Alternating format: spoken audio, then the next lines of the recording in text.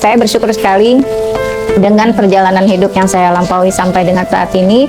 Dengan hasil usaha saya bisa menutupi masalah saya yang kelam di masa tahun 2 tahun belakangan ini, yaitu kelilit hutang yang pasti ya.